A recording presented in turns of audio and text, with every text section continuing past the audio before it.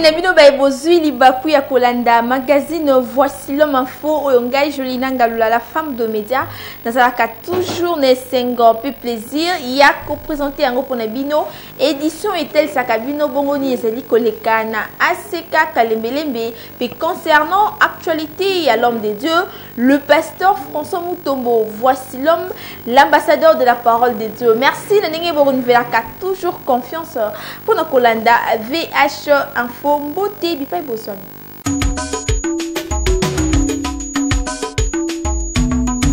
VH Actu to fongo la édition ya moko na lelo pour nos kotal sanabino ndenge ba chrétien basanga ki malobate erbayaki na premier jour ya clôture ya renversement des hôtels troisième module balobaki liboso ya caméra ya Eskikonda Peto Changyongo.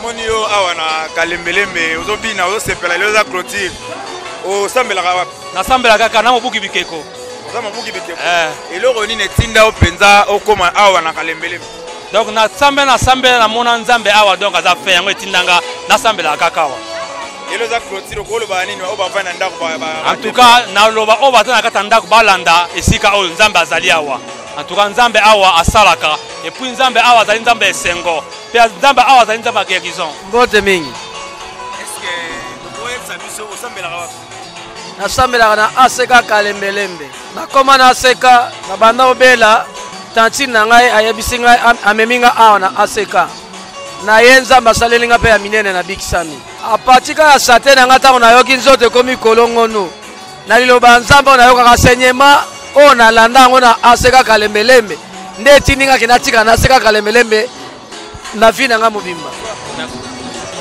Ote papa. Moni yo awa na ACK Kalembelembe tant que serviteur dans les lois de loi avant-dernière et ko bani pour abattre la en tout cas lelo eza vraiment premier jour pour la clôture parce que clôture y a service à 21 jours eza na 2 jours il y a clôture eza lelo samedi na lobby dimanche nzambe apesa vision apesa pena provision omoni naza vraiment na esengo makasi et surtout que namoko na mizindi saki vraiment na kati ya 21 jours ya makambo ko détruire ba œuvre ya bandoki na bavi na biso aza na esengo mais eloko na yebeza ke oyebi ke bandoki vraiment bazanga mawa sala ya ndoki ezaka ko détruire vraiment vie ya muntu ayokelaka muntu mawa te yo kozala besoin ya bana batanga ovanda na ndako ya bien mais ye azo boake lo ba mauvais sort pour détruire yo omoni pasteur François bazo critiquer mais biso toyebi eloko nini eza na kati ya kosalema soko tali bien balobaka ke soki muntu azo sala eloko ya malamu faut to imiter to landa yango na ba expression te ya oloba pour décrire le Dieu que lui il sert la sali 2 ans mais na 2 ans j'ai vu de grandes choses. Namoni oh, nakoko koloba te na nzambe oh. Asal makambo ebele personnellement.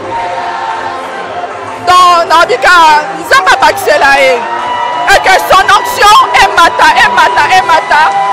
Oyo assemblée ACK Kalembelembe et mata et fungoma lisu makasi. Kassinao Etali prédication, l'ambassadeur de la parole de Dieu, le pasteur François Mutombo, voici l'homme, la marque déposée de Jésus-Christ à l'Indisaki Banananzambe, Naba prière ya Kafu. Et c'est là qui au rendez-vous, Toshangyongo pour un commentaire. Après 21 jours, il y a prié, il y a Kafu, paix, il y a délivrance. ACK Kalembelembe, Oyo et Kambamaka. L'homme de Dieu, le pasteur François Mutombo, voici l'homme, la marque déposée de Jésus-Christ. En collaboration, Nababou Kibikeko. Premier jour, il y a clôture sur la destruction des œuvres de la sorcellerie dans nos familles. Et Salemi Mokolo ya samedi, 17 novembre, Bipai wapi louange pe ya Kafu ezalaki au rendez-vous. Kasina Oyo Etali prédication, l'ambassadeur de la parole de Dieu, le pasteur François Mutombo, voici l'homme, la marque déposée de Jésus-Christ à l'Indisaki, peuple de Dieu. Yesu Christo za wapi? Nzambe ya motema mawa na kopa na lelo tala peli kapanda na yo. Na kopa na lelo mawana oye soyoka na Bible ayoka kushina kopa. Akana peli kapanda musala mbali na yo. Ndoka ni Nzambe na kapasite. Soit bien de l'église na muyete. Le voilà désespoir. Jésus-Christ existe. Tu peux prier ya papa mon frère. Nimbala ya bana na yo. Akabe pomba na sanza. Nakati na lune. Mutoke la sanza zalaka. Ona zamba ya wapi? Tikana pomba na lelo zambe sanza yo. Basika ya mutu. Bakandele katana. Tikana mubakanga yo prigoye na sole.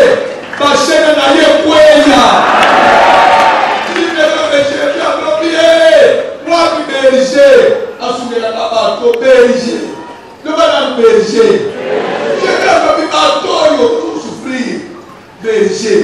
Bana na Nzambe bayaki ebele batondaki na kati pe libanda toujours na souci ya lobiko. Na sima ya prédication, chrétien nyonso asengaki nanu mawa na Nzambe likolo ya vi na ye.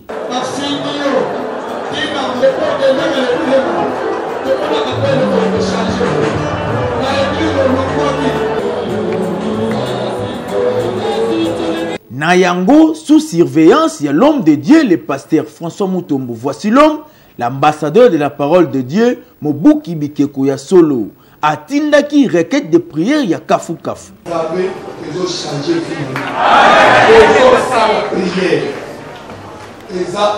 Manifestation à Babuki Bikeko. Destruction des œuvres de la sorcellerie. Ozo Paza Sikon. Singa. Prison. Ibai. Babnebe Sego. Nalona Kindoki.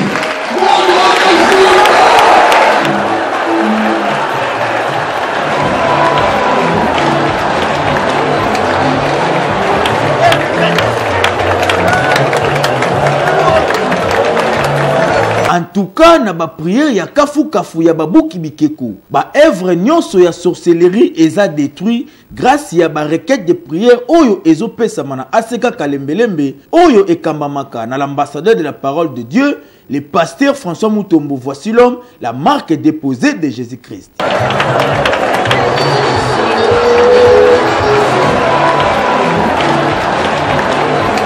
Yango eratakate na suka ya mokolo ya samedi 17 novembre, premier jour ya clôture, ya renversement des hôtels, troisième module, l'homme de Dieu accordé qu'une interview na Estikonda Bolana. Vraiment, na s'attendre comment na yebi déjà musala na niveau nzamba memela kiango na yeba ki uzala ndenge salama. D'abord nazo remercier bana na zamenyos ya inchaza pe ya mokili mobimba pona confiance bazo pesa biso pe nazo pambola mingi nzambe abongisi likolo. Dieu a compassion de nous, comme Dieu a compassion de nous a retirer tout la na passe naza inakati mawana nzambe et même amutu na délivrance les nzambe zo ila mutu mawa atabakanga yo na kindoki viba chawapi nzambe zo kangula yo naza inakati suka na likambole ke bandeli lobi mutu azamba.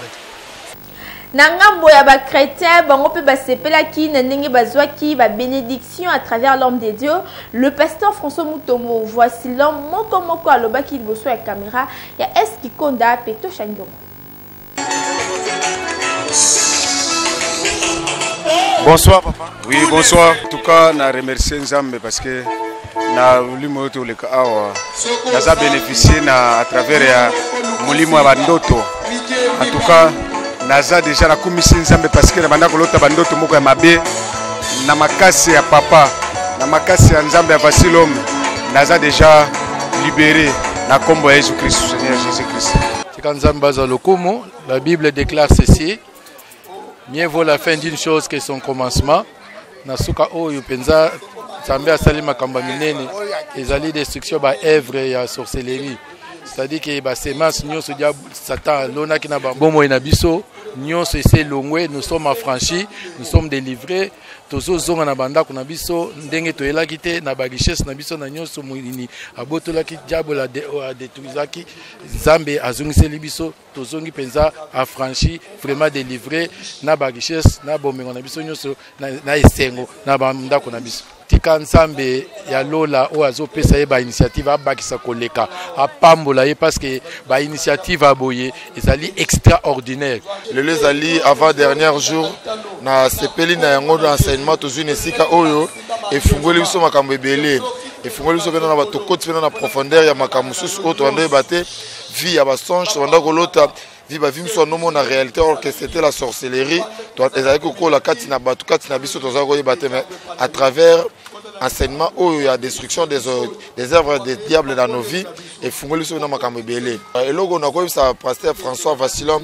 eke akangama na Nzambe oyo aza na ye wana bon topambolika Nzambe na milulu nyonso nde elekaki ya motu ezake tozwi oyo ezali demande d'abiso tozaki vraiment na ba problème ba condamnation à famille tozwi tout d'abord connaissance na 2 semaines oyo après toye pona ko bebisa ko détruire o famille elo na ikati na biso en tout cas pona pasteur François na ko pambola Nzambe pona ye pe na ko yebisa a continuer na musala oyo azo sala musala moko kitoko makasi to service ya 21 jours ezo sila lelo service soko kota ya maboko papa maboko pamba te soko zala déterminé okota ki yango pezala mutema mbimba na banzala ndenge tolali boye tozongi ndenge toyaki te nga nazongi na délivrance totale ndenge ozomona nga boye yango moninga nazobila na ese.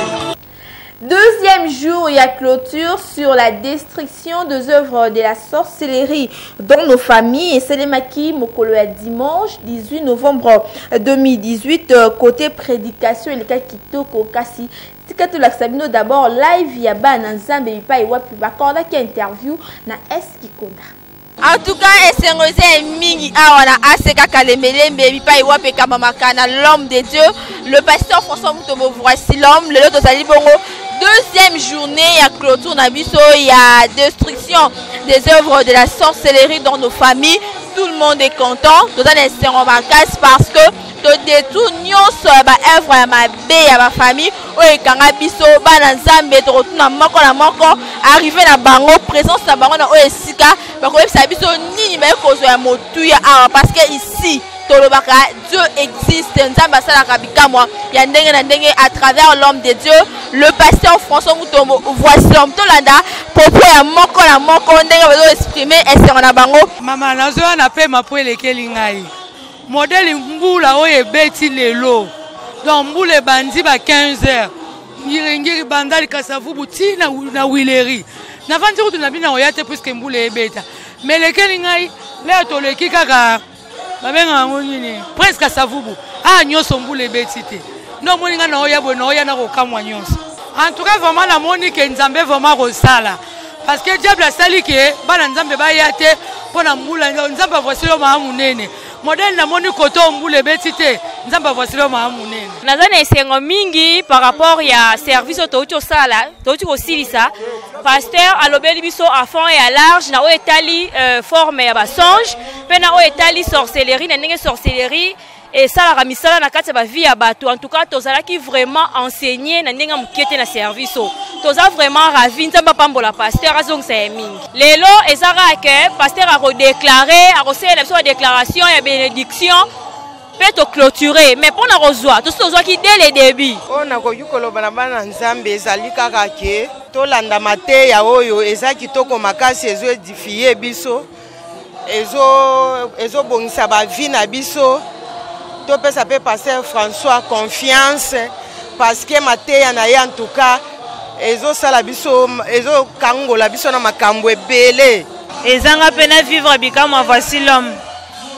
ezamba nanga liboso pona ya awa nazaki ba pesenga invitation pona campagne oyo na ye kaka pona visiter oyo bikama oyo na yo kaka te na sentir bien donc nazo yo ka benza babilo moko bien lelo za mokolo ya suka te pona fête tozala yango ya destruction ya œuvre ya diable to fungoli mayele na biso oyo tozali koyeba te toyebi yango kwa biso bana na Nzambe tozo attention ya kosala musala ya Nzambe toyeba banguna na biso oyo baza kubundisa biso mokolo na mokolo oyo bazolinga te biso tofungwama tokenda liboso.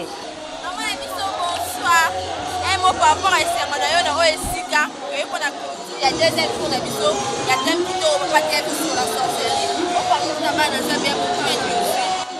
Bon, nga nazokumisa nzambe mpo service oyo esali mingi mpo na nga à travers mate ya papa esungi biso makasi na makambo tobanda oyeba te na oyo etali bandoto tososoli yango epuis naza na kondima ke pokwa na lelo nazokangolama na oyo nyonso bandaki kosala katikati na mpona oyo etali sorcellerie ya famille.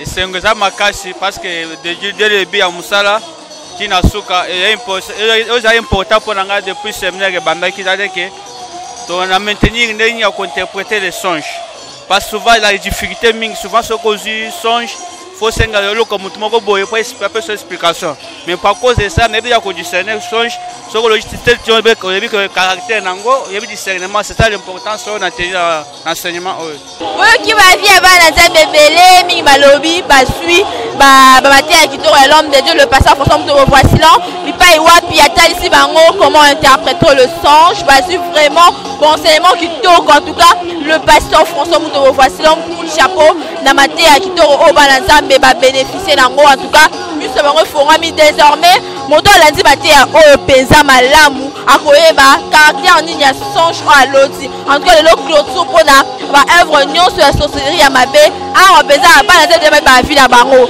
toza ya esengo parce que après enseignement on aura encore de bénédiction oyo nzambe akopombola biso à travers l'homme de Dieu le pasteur François Mutombo Voissilan l'ambassadeur de la parole de Dieu. Tango tokomaki na ngonga ya prédication, l'homme de Dieu, le pasteur François Mutombo Voissilan, l'ambassadeur de la parole de Dieu, abeta kisete na lisolo ya bana ya Israël, pe asengaki na mwana nzambe nyonso a renverser ba sorcellerie nyonso ya mabe ya famille, ba détail na commentaire ya Flamand Noir.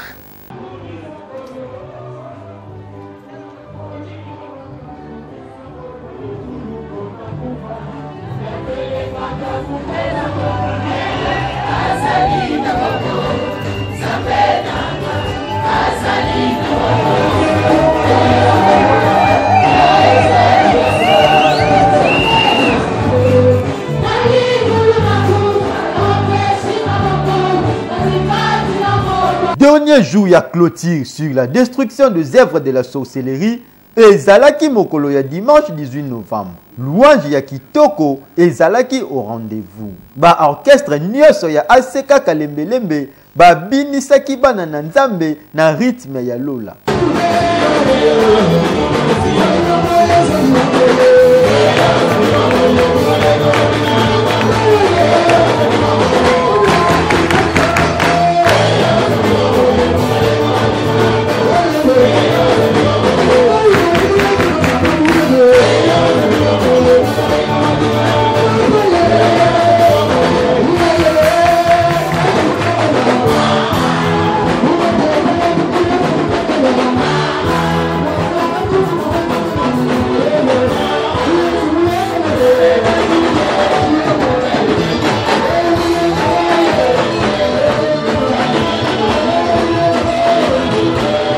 Na sima ya loyembo pe mabina ekomaki tour ya mateya bipai wapi la marque déposée de Jésus-Christ, le pasteur François Mutombo Voissilan, l'ambassadeur de la parole de Dieu, asengaki na moto nyonso atika bitumba na ye nzambe abundela ye.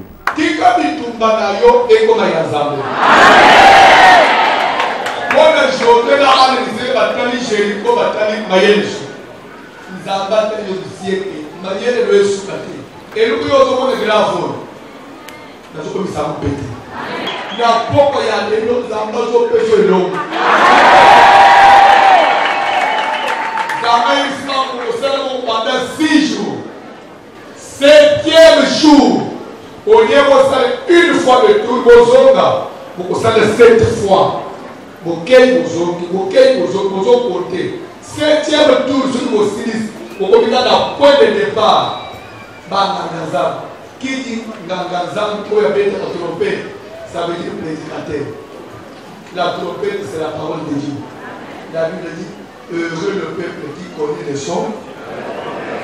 Qui, pour connaître les sons de la trompette, il faut l'écouter. Et quand vous écoutez, il faut discerner. Tromper les hommes dans la canapé.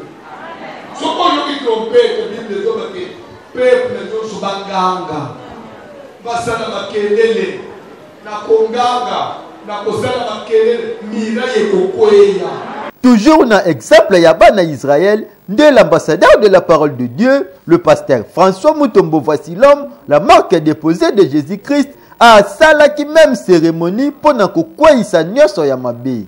Na kotal, na zoke de tena set, le na zoko mana set, ozo nganga, ozo soute, ozo beta maboko, bandeko, kaka na konganga wana, eloko ezeki na nzoto ezolu. 1, 2, 3, 4, 5. Oyeki na kelembele ko ko eshuina wote. 6.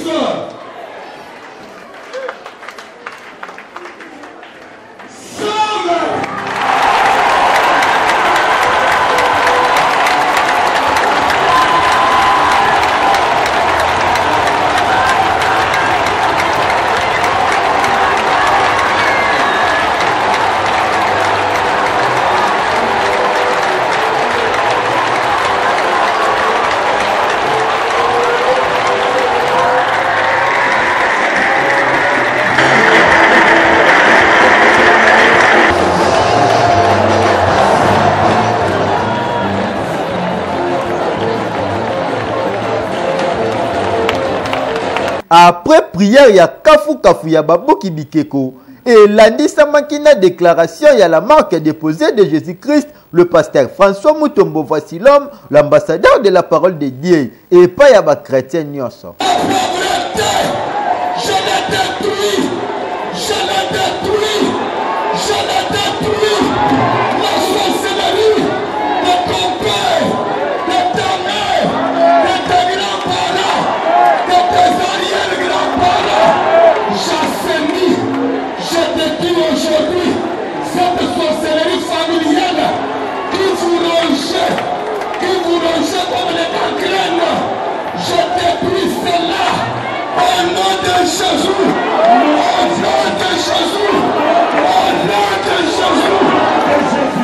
Que tu vives, que tu réussisses, que tu t'en sortes.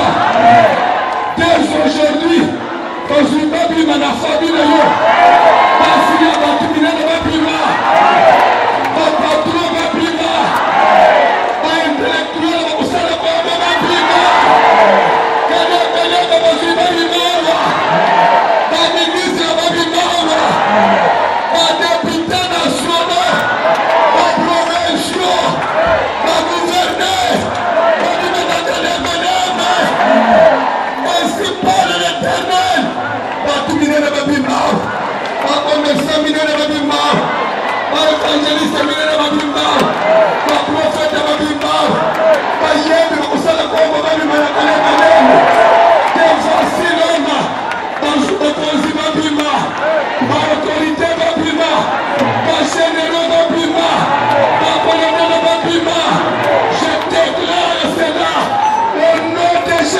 Papa, maman, ndeko mobali tope ndeko mwasi, nzambe ya le pasteur Vassilom, azako sala na clôture ya renversement des œuvres de la sorcellerie, mwana na nzambe nyonso, oyo atiaki makolo na aseka kalembelembe, azwaki ba bénédiction ya mingi.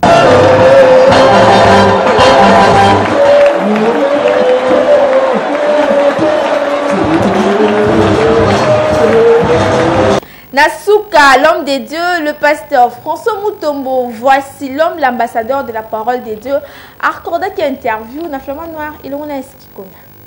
D'abord, nous avons merci pour une victoire à Pessibiso, même le colon en voula. Vraiment, tu bandit qui torpète aussi si malamu. Nous avons remercié Bana na Zambenyos.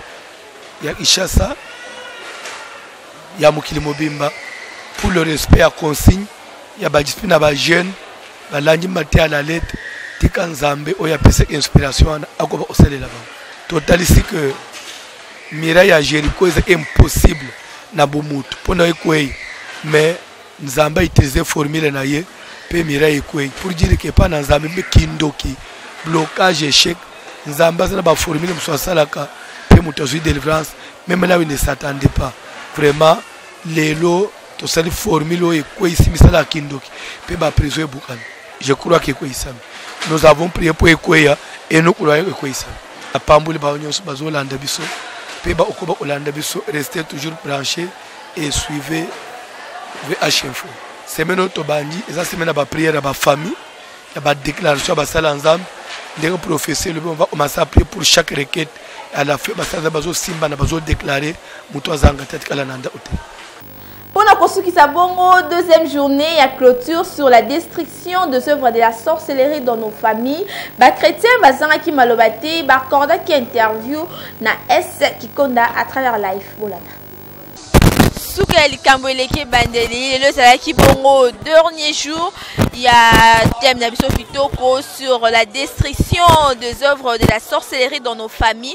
En tout cas, l'homme des dieux, le pasteur François Mutombo voici l'homme a déclaré pour na bananza en tout cas le biko salaki awa motonyo soyaki na oesika azu aye par ya bénédiction. Alors to retourna avi ya bananza mais ba biso nini oyo bazu ya motuya na oesika durant 21 jours pour le salaki bongo suka. Toute nos bavies d'abord, on retrouvera juste après. Maman, bonsoir. Bonsoir.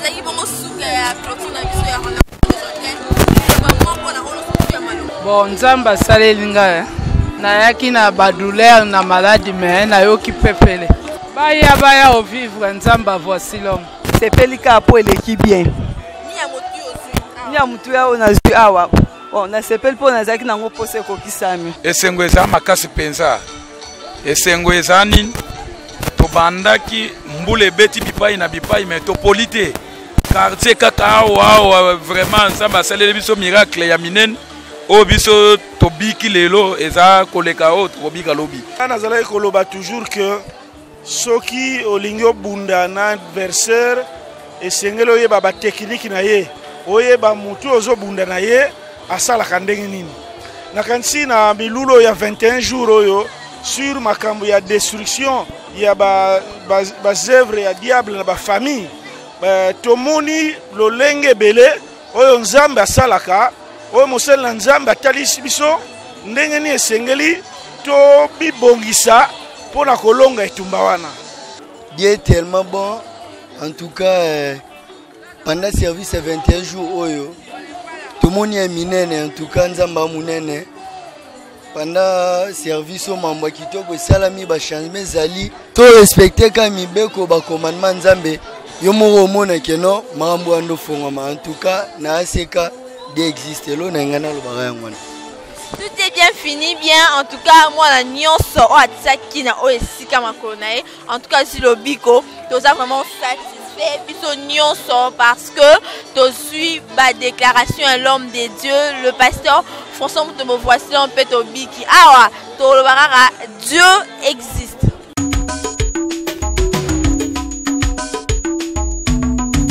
Matthieu chapitre 16, verset 13 à 15, déjà pour comprendre de commune à rubrique au bolinga kamakasi biso autonoma yango VH opinion bipai wapi de toute la population qui est voici l'homme pambate motonyo so alingaka ebani ni baloba kapo na ye Jésus-Christ de Nazareth yepe atuna ki na ba apôtre na ye pour vous qui suis-je Chour asiana et l'on a flamand noir batune la population qui est voici l'homme.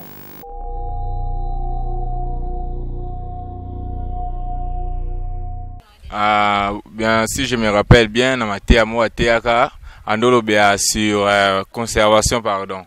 Ya mwana vous me marquant, na zwa na temps ya kolanda, vous m'appelez koyokai. Oui, conseil na rope ça est, azalara o yazali, a continuer misala zo sala, parce que nzamba kopese susu azala ngoposa, mais côté de loba, a épargné siko ba parti ba pasteur ba ki ba parti politique te ya stick alara na ngwene na bless avaneli bless odoyebele pour na bana akamba toujours bana nzambe akima politique vraiment. En tout cas na apprécier que makasi a tshela biso ba bis ba makambo ebele azaka bien mais conseil nga na zolo ba po mikolo to mo bangela ba pasteur na mamba politique donc ndenge ya yebisaka biso to changer chaîne to Nenga pe nazo yebisa pasta ngana lela ofa o mondimi na yo Blanchard taka na fa na yolo en tout cas yo pe ko changer te ko kende to yo respecter makambo nzambe te yande makambo nzambe po biso to changer makambo politique tozo kemba ko kota te yo makambo nzambe nde tozo sepela to ko changer to po biso na yolo to lingaka yo mingi ko changer to kende makambo politique.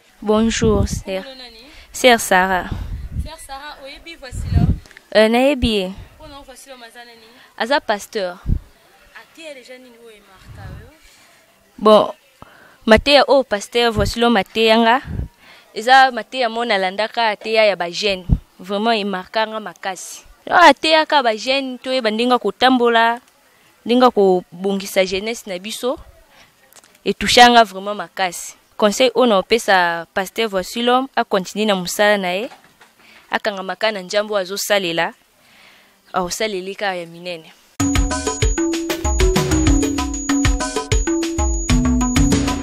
Wande Tosukisi édition ya magazine Voici l'homme info Ongai Jolina Ngalula la femme de média Nazalaki Nesengo puis plaisir Yako présenté un Oponabino à titre de rappel VH Info est-elle Sakabino concernant actualité il y a l'homme des dieux le pasteur François Mutombo voici l'homme l'ambassadeur de la parole des dieux ceux qui vont s'appeler la Kinengo Ezali grâce et fort Kitoko il y a les aigles de la communication équipe costaud il y a magazine Voici l'homme info Namosele Lengyo Bazo continue toujours pour ça là. Merci Nato Chagnon au flamand noir Estikonda.